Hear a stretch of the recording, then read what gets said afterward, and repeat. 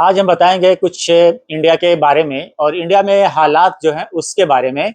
अमरीकी कमीशन है, अमरीकी कमीशन बराए बैनुल अक़वामी मजहबी आज़ादी, इसकी एक रिपोर्ट अभी आई है 2020 से। इसकी रिपोर्ट जो है इंडिया में जो आ रही है, इंडिया के लिए बहुत ही तशवीशनाक सूरत हाल बताई जा रही है।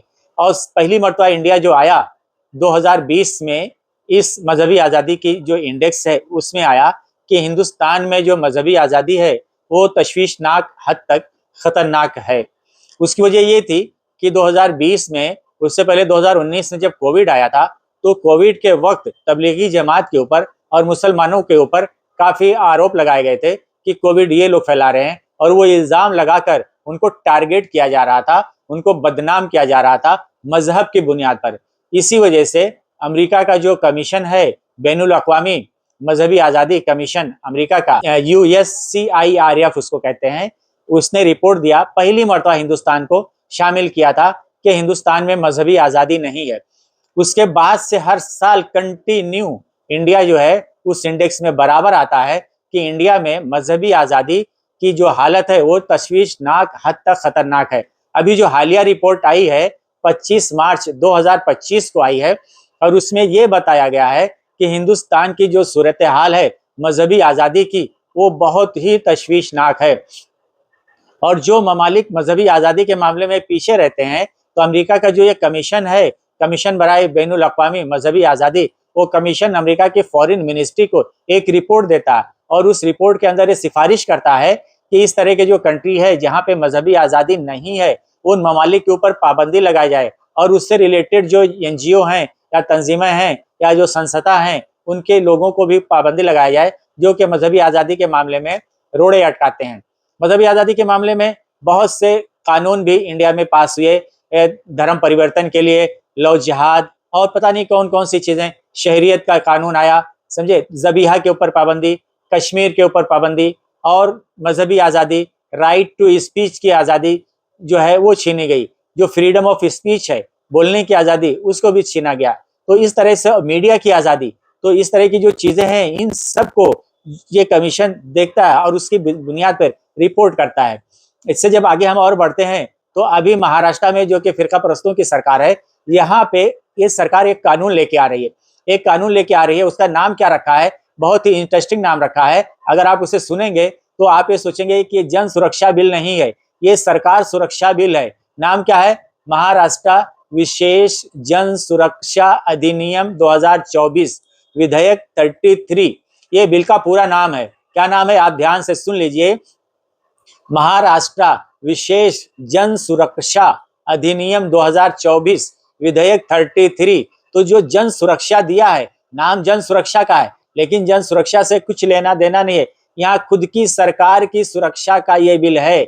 इसलिए कि ये जो बिल अभी महाराष्ट्र गवर्नमेंट लेके आ रही है, इस बिल में ये कहा गया है, जो UAPA जो है कानून, UAPA जो टाडा, इस तरह के जो खतरनाक और भयानक कानून थे, और ये जो कानून महाराष्ट्र गवर्नमेंट लेकर ला रही है, विशेष जन सुरक्षा अधिनियम 2024 विधेयक 33, ये जो कानून लेके आ रही है, अंग्रेजों के जमाने में भी इस तरह के काले कानून नहीं थे। ये जो कानून लेके आ रहे हैं, आप अच्छे से समझ लीजिए, और ये हिंदुस्तान के, महाराष्ट्र के हर जनता तक आप पहुंचाइए। इसलिए कि ये कानून अगर बन गया तो आपके बोलने पर पाबंदी लग जाएगी, आपके खाने पीने पे पाबंदी लग जाएगी, और सिर्फ आपके बोलने पे और खाने पीने पे पाबंदी नहीं लगेगी। अगर आपने सरकार के खिलाफ जबान खोली, सरकार के खिलाफ कुछ मुंह खोला, और उसमें अगर सरकार को लगा कि यह बात सरकार के खिलाफ जा रही है और इसलिए जन सुरक्षा के खिलाफ है, तो वो उसके ऊपर एक्शन लेगी। और एक्शन सिर्फ आपके ऊपर नहीं लेगी, अगर आपसे गलती हुई है तो आपके साथ आपके पूरे परिवार को उस कानून के दायरे में लेके आएगी। इसी तरीके से अगर कोई NGO है, कोई ट्रस्ट है, अगर उसका कोई अधिकारी है या कोई ट्रस्ट का जिम्मेदार है या कोई NGO है, उसका कोई मेंबर है, अगर वो कोई एक मेंबर एक गलती करेगा, तो उस NGO से, उस ट्रस्ट से जुड़े हुए जितने लोग होंगे, सबके ऊपर एक्शन लिया जाएगा और सबकी प्रॉपर्टी जब्त की जाएगी, सील की जाएगी। ये बहुत ही गैर कानूनी बिल लाया जा रहा है। और यहाँ पे जो आर्टिकल 19 है, आर्टिकल 19 1A, ध्यान से सुनिए, आर्टिकल 19 1A, ये जो कानून है यहाँ पे इजहार आजादी राय की जो है आजादी देता है, यानी आप आजादी के साथ अपनी राय का इजहार कर सकते, आप अपनी बात आजादी के साथ रख सकते हो। ये जो कानून है, इस कानून के खिलाफ ये बिल लेके आ रहे हैं कि आपके जबान पे ताले लग जाएंगे, मुंह पे जिप लग जाएगा, आप कुछ बोल नहीं सकते हो, एहतजाज नहीं कर सकते हो, धरना नहीं दे सकते हो। अगर आप कानूनी तरीके से एहतजाज करने जाएंगे, धरना देने जाएंगे, तो उसको भी इसी कानून के तहत लेके आके और आपके ऊपर एक्शन लिया जाएगा और आपके परिवार को, आपकी प्रॉपर्टी को सब कुछ छीन लिया जाएगा, बर्बाद कर दिया जाएगा। इसलिए ये जो अंग्रेजों के चेले हैं, अंग्रेजों से भी ज्यादा खतरनाक हैं। तो कहते हैं ना, एक कहावत है, गुरु जो है गुड़ ही रह गया और चेला शक्कर हो गया। तो जो गुरु था वो गुड़ ही रह गया और ये जो चेले थे अंग्रेजों के, ये पूरी तरीके से शक्कर हो गए। और इतनी शक्कर हो गए हैं कि पूरे समाज में डायबिटीज फैला दिया है, शुगर की बीमारी फैला दिया है कि जो खाएगा इस शुगर को वो डायबिटीज का मरीज हो जाएगा।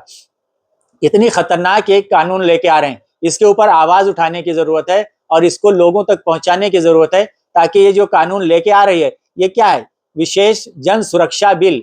ये विशेष जन सुरक्षा बिल नहीं है, ये आप यूं समझिए कि विशेष सरकार सुरक्षा बिल है। विशेष सरकार सुरक्षा बिल है। सरकार अपनी सुरक्षा के लिए बिल लेके आ रही है, जनता की सुरक्षा के लिए नहीं लेके आ रही है। सिर्फ अपनी सुरक्षा की, हमारे खिलाफ कोई आवाज ना उठाए, कोई बोल ना सके, ये हो गया। और आगे एक रिपोर्ट और मैं आपको बताऊंगा, वो भी बहुत ही भयानक रिपोर्ट है, जेनोसाइड वॉच। जेनोसाइड वॉच जो है, ये दुनिया भर की रिपोर्टिंग करता है और ये बताता है कि कौन सी कंट्री में नस्ल कुशी के वाकयात हो रहे हैं, या कौन सा देश नस्ल कुशी की तरफ, जेनोसाइड की तरफ बढ़ रहा है।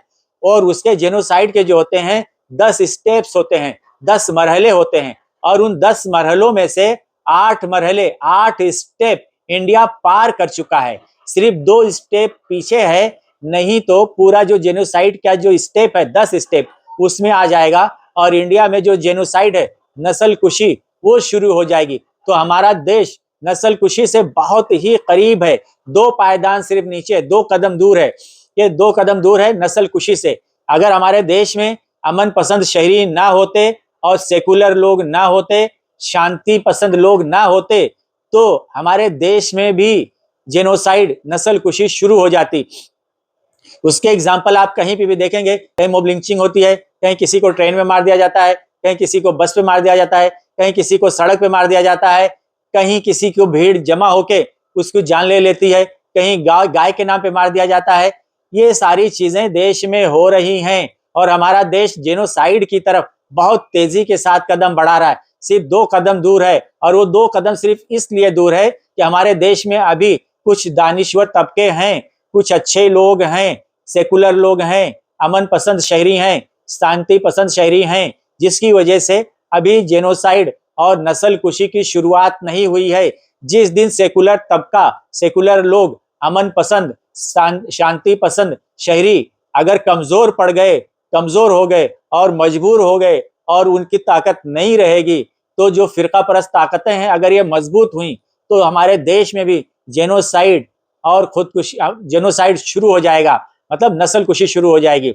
हमारा देश सिर्फ 2 कदम दूर है। तो आज का जो युवा है, उसको ये सोचना है, समझना है कि कल के भविष्य आप हो। इस देश को अमन, शांति, सुकून चाहिए। ये जो हमारा देश है, गौतम बुद्ध का देश है, अमन शांति चाहने वाला देश है, गांधी का देश है, यहाँ हिंसा नहीं चलेगी। ये नेहरू का देश है, ये मॉडर्न देश है। नेहरू की जो सोच थी बहुत ही मॉडर्न सोच थी। आजाद का देश है, पटेल का देश है, अंबेडकर का देश है। ये देश इन्हीं के बताए हुए उसूलों पर चलेगा। ये देश फिरका परस्तों के रास्ते पे नहीं चलेगा। आज हमारा जो युवा है, जो जवान है, जो यंग तबका है, उसको ये सोचना है कि आने वाला जो कल है वो आपका है। तो आप अपने आने वाले कल को कैसा चाहते हो? आपको आपका आने वाला जो कल है, फिरका परस्ती और नफरत वाला चाहिए, देश चाहिए, या आप जो है गौतम बुद्ध का देश चाहते हो, गांधी का देश चाहते हो, नेहरू का देश चाहते हो, पटेल का देश चाहते हो, आजाद का देश चाहते हो, या अंबेडकर का देश चाहते हो? हमको देश जो चाहिए, अमन और शांति का देश चाहिए, नफरत और फिरका परस्ती का देश नहीं चाहिए। जवानों, मोड़ सकते हो तो मोड़ दो रुख जमाने का। जवानों, मोड़ सकते हो तो मोड़ दो रुख जमाने का। अगर तुम में हिम्मत नहीं है तो फिर तुम जवां क्यों हो? बहुत बहुत धन्यवाद।